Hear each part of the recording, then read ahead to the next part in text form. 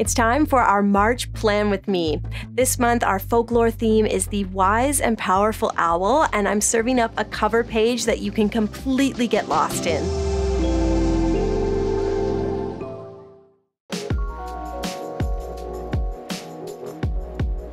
Oh, hey guys! Notice anything different? I recently changed my hair back to my natural color. Yes, I'm not a natural platinum blonde. Postpartum, I never really regained my full hair health. You know how you go through some hair loss, and so the blonde, the really blonde, just wasn't working anymore. I'm on my healthy hair journey now. I'm trying to get back a little bit of my natural curl, my dark color, and I'm trying to grow it a little bit. It's a big change. I'm getting there with it, so be nice in the comments and let me know what you think. With that said, let's get into our plan with me. It's March, the year is flying by. My theme for 2023 is folklore. Such a good theme, thanks Laura. And this month, we're all about the wise, mystical owl, bringer of prophecy.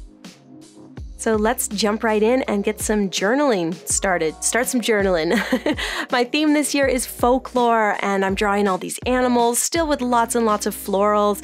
The February theme was the rabbit in the moon, and I also had a video last month about floral doodling and mental health, and I did this big brain dump, so that's a great video if you want to check it out. It also contains this video ideas list, which is just a floral illustration.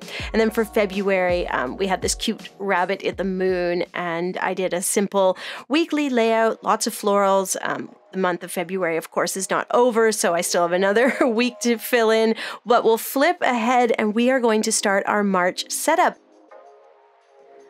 I want to take a second to thank today's sponsor, Merge Gardens. If you like taking a little personal me time, and I know you do because you love bullet journaling, then Merge Gardens is your perfect companion. It whisks you away to this beautiful world where you can tend to your garden and play fun puzzle levels, just losing yourself in the game. This free game, you enter a mysterious garden to unlock its secrets and uncover a story rooted deep in the past. When Daisy inherits her missing uncle's old estate, one that she didn't even know he owned, her only mission is to get the old place in good enough shape to sell it. But she quickly finds out that there are mysterious things going on with this mansion and its surrounding garden. Now, if you've been here a minute, you know that I love me some organizing, cleaning, tidying, however you want to say it. If you're a bullet journaler, you're probably in the same boat, and there's something so satisfying about cleaning a space up and turning trash into treasure. And in Merge Gardens, you can merge a field of dandelions into a stunning floral arrangement.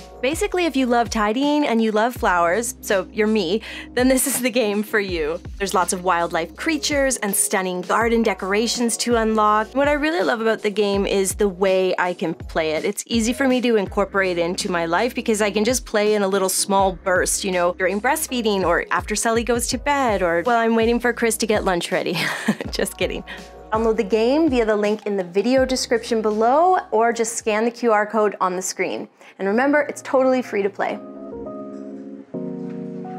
Our theme for March will be the owl. The owl is a powerful symbol of wisdom and prophecy. We'll talk more about that, but I want to draw a beautiful black and white owl with lots of florals, just a really fun drawing that you can really sink your teeth into this month. So start with an oval, and then you're going to place a circle right on the left-hand side in the middle. That's the owl's head.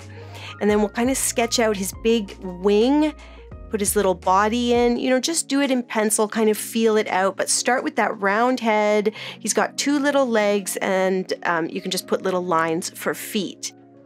Once you're happy with the shape, we'll come up to that round head and we're going to make an indent, kind of like the top of a heart. From that point, draw a line down and put a little diamond shape for the beak, two more lines going out, and the two little round eyes.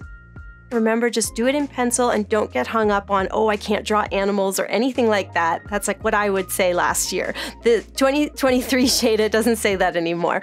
And then we're just gonna add a whole bunch of fun details to his wing. You could do hearts, stars, flowers, anything you want. I just did some scallops, like a fish scale pattern, also a feather pattern, I guess, and placed a few dots on his belly. And then what we're going to do is we've got this oval frame here and we want to place lots of flowers and leaves in there. So give yourself a guide if you find that helpful and draw some circles. Those will represent, you know, how large the flowers will be. So do some large circles and some smaller circles, and then just frame all of these flowers with lots of leaves, some large leaves, some smaller ones, maybe some little berries or some tinier flowers. Journaling is all about your creative me time and just relaxing. So draw flowers that you're confident drawing or that you love to draw and just change up the size a little bit. I'm also leaving a little bit of negative space kind of in the upper left, and I just put some really thin leaves kind of curving up into that area to give the illustration a little bit of relief. And then once the pencil drawing is done, I'm taking a fine liner and I'm going to trace over everything, of course, and I'm using a number 0.5 millimeter black liner for this. Remember, all of the supplies are linked in the video description, so if you want to shop exactly what I'm using, you can do that, and it's a great way to support the channel as well. So yes, a kind of weighty nib gives me a nice thick black line here that's going to create a really dramatic illustration. We'll use a smaller fine liner later for some of the shading and a larger fine liner to fill in some of the big black spaces like the one above his head on the left. I also put some little lines around his face, kind of framing his face, and that helps to give the look of feathers.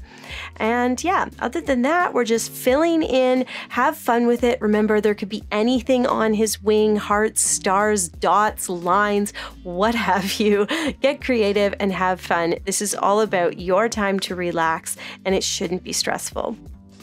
At a certain point, you can run that line around the oval.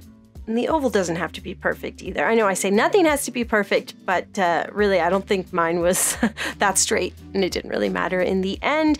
I've got lots of leaves poking off and lots of flowers sort of peeking over the edge of the border, and that just gives the whole illustration a nice organic feel and look. I'm filling in, of course, now with my fine liner. I'm still using the 0.5 millimeter nib. It is slow going. You just kind of go around every little leaf. And then once you get up to that big blank area, you can shake your hand out if it's cramping, especially if you hold the pen like me, you'll definitely be feeling it. And we're just going to use a larger fine liner, something like a 1 millimeter would be good, and fill in that area. And then with that done, I definitely sped through that. That took me like 20 minutes. We're going to take a white gel pen. These are my favorite gel pens, the Signo from Uniball, and I just bought myself a new pack. So this one is flowing beautifully, and I'm not getting any annoying like dry lines. And we're just going to connect all of the little stems and leaves and berries that we lost when we went over everything in black. So I didn't even draw in these tiny little leaves at the top left. It wouldn't have made sense. I knew I was going to do them in white, and that's kind of all part of the planning of doing an illustration like this, where it is all about that positive, negative. With those white lines filled in, I want to continue amping up this illustration and do some line shading. So now is when you want that smaller nibbed fine liner, something like a 0.2 millimeter, or even a 0.1, and we're going to do some really thin little lines in the scallops of his wing. I sort of did a bit of a gradient, making the top ones a bit darker and the bottom ones a bit lighter, and you do that by simply placing the lines closer together or farther apart. And I shaded a little under his wing. I did some little lines to indicate feathers on his belly. I used the white gel pen to put a highlight in his eye, and then I just continued adding little berries or leaves poking off the edge of the illustration wherever I felt I needed some. Finally, I wrote March up here at the top, kind of going with the curve of the oval, went over it with pen, and got rid of all of my messy pencil marks. And at that point, our March illustration, our nice cover page featuring the beautiful owl, bringer of prophecy and wisdom, he is all done. I find these black and white illustrations with a lot of detail, it's just a great way to just get lost in your art, kind of turn your brain off for a little while and concentrate on something that just sort of whisks you away to a peaceful, meditative kind of place. I hope you enjoy these too. I know a detailed illustration can look scary or difficult, but it really is just supposed to be something that you can lose yourself in a little bit. So anywho, let's flip over. As I was mentioning before, we did this big brain dump. It's part of a separate video all about mental health and doodling, but I found it super helpful. Like, I was writing down things that I should be looking for when I go to the thrift store. You know how you go thrifting, you're like, what do I even need again? So just all of those thoughts I put on here. So I really wanted to do another brain dump for the month of March. So let's do it. It'll feature an owl, of course. We're going to place him in the middle, starting with that circle for the head, drop down and sketch out a wing. I'm going to give this guy a little tail, then put that belly in there, and the two little sort of triangles for his legs. That's my simple owl sketch. And this one is going to be a silhouette, so even easier. If you feel like it looks a little weird, you can continue to work on the shape of the owl until you are happy with it, because it's just going to be colored in completely black. And speaking of, grab a brush pen. I'm using the Faber-and-Castell black pit pen, and we're just going to fill this guy in. Isn't that so satisfying to watch when it's sped up? Just fill him in, and you have this silhouette. We'll write March brain dump, write it out in pencil first, just make sure you're happy with it, and then go over it with a fine liner. I like to use a nice weighty fine liner, something like the 1mm. It gives a really pretty lettering. And from there, we take our white gel pen, and all we have to do is add some pretty florals to the silhouette, and I think that creates a really fun folky illustration. As you know, the theme this year is folklore and folk art. I've also kind of taken on, so I'm having a lot of fun just doing these silhouetted animals, simple illustrations that are all about pattern and florals. And this owl, will place a little face on there, really simple face, and we'll finish him with a few more leaves. Put a few stripes and dots, and the whole thing just comes together really easily.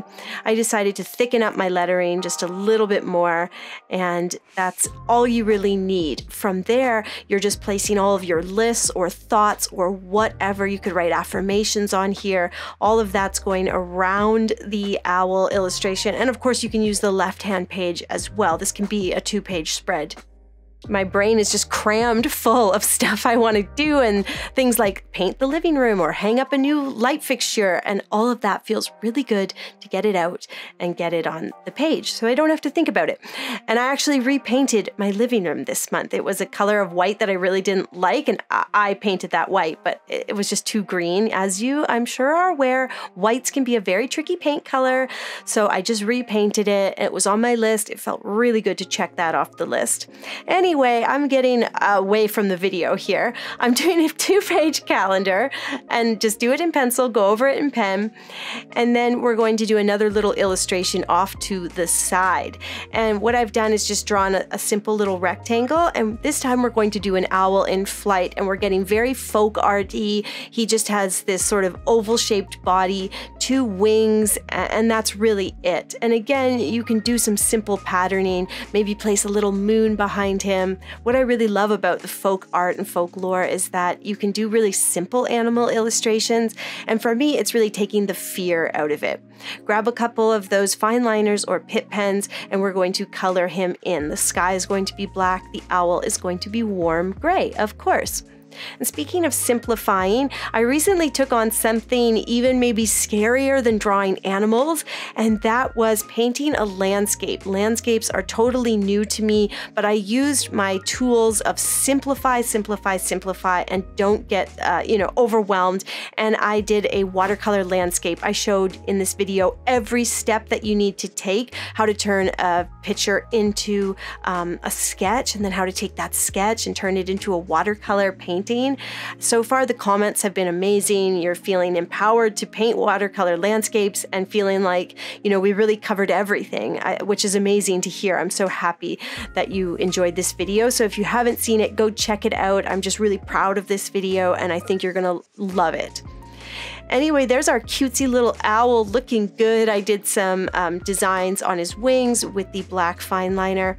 I wrote March using my warm gray Pitt pen underneath. Just did a little shadow on the letters by doing a simple line on the right-hand side. And then, of course, we need to fill in our starry sky with that white gel pen. Simple illustrations are what, for me, the journal is all about. It's just a fun place to do little doodles. I do like to do a more complex cover page, as I said, something that you can really get lost in. But when it comes to the weekly layouts and the calendar, I just want to keep it simple, you know, and have something that looks pretty but doesn't take a long time. And this illustration really fits that bill. You've got some space for notes there at the bottom if you want. And there is our simple March calendar. Oh yeah, I forgot to add the shading on the moon, so I did that. We're going to finish up today with a beautiful weekly layout, one of my favorite weekly layouts. This one has long boxes for all your days of the week, a good amount of space for to-do lists. You start by placing 2 rectangles right in the center, sort of one box away from the margin. And each box, if you're working in the Archer and Olive A5 journal, is 7 squares long, and you just leave one sort of column or square in between each. You're going to place a rectangle up top and have room for notes and other to-do lists or whatever. And that's really all there is to it. Now we'll take a nice thick fine liner, something like a 0.5 or 0.7 millimeter nib, and we are going to go over everything in pen. And I like to just drag that pen towards my body. I don't like to use a ruler. I'm allergic to rulers. And by dragging it in towards you, it helps you keep the pen pretty straight. And of course, you have your dot grid there to help guide you as well. We'll use that warm gray to put the dates and a little bit of a shadow on the upper and the right-hand side of each box. It's a really simple weekly layout, but it always looks good and it gives you a lot of space. I'm also going to use the warm gray Pitt pen to write notes, and just sort of did a nice cursive and then thickened it up a little bit. And I used my fine liner. This is the 0.5 millimeter nib, and I just did a shadow. So I'm just adding a line on the top and the right-hand side of each letter. And that's all there is to it. From there, we'll do a hand-drawn border around the notes area, and I just pull that pen towards my body. But one other trick that I have up my sleeve is I do a double line. So it gives it a little extra weight, and if the pen does wobble, by doing a double line, you can straighten it out and just make it look so cute. And then finally, if you want to, you can add a little vine kind of curving around that rectangle and just put some tiny little oval shaped leaves. You could do some little flowers if you want. I think we did that in January and it looked really pretty. So again, simple illustrations that look nice, but that aren't going to take you all week because you are creating one of these for every week of the month. And if you feel like you need a calendar, you've got lots of space to put one. And if you wanted to, there's another area there for you to either put a post-it or some more illustrations. And that's it, guys. There's our weekly layout for the first week of March. I think it looks so nice. And that is our setup with the beautiful wise owl. I just love this black and white cover page. We've got our owl brain dump here for all my thoughts, all my many to-do lists. We have a 2-page calendar spread, a nice big weekly layout.